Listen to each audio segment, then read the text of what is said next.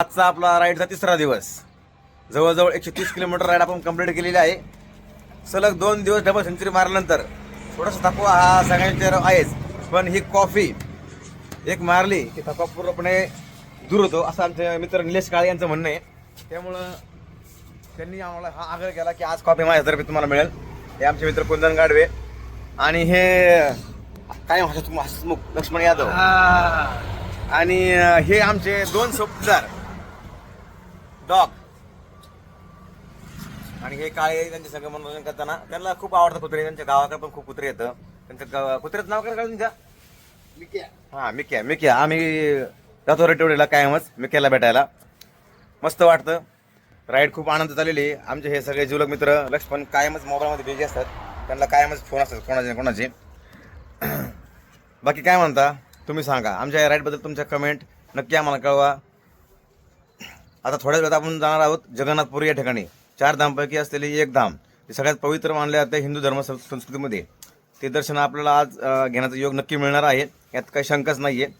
तरी कुंदन बघा काय म्हणतात. दिवस अगदी 200 किलोमीटरचा प्रवास झाला. थोडा थकवा होताच. आज थोडासा आरामशीर प्रवास चालू आहे. प्रवास आज मागच्या 2 दिवसापेक्षा कमी आहे, परंतु 2 ठिकाणी दर्शनाचा योग झाला. एक लिंगनाथ लिंगेश्वर सन टेम्पल कोणार्कचं आनंद वाटला.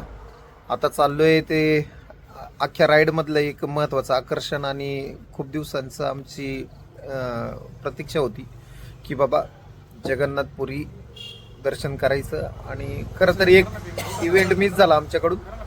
जो झेंडा बदलण्याचा टायमिंग असतो तो थोडासा सुवर्ण मंदिर सन टेम्पल पाहता तो आमच्याकडून हुकला. हरकत नाही.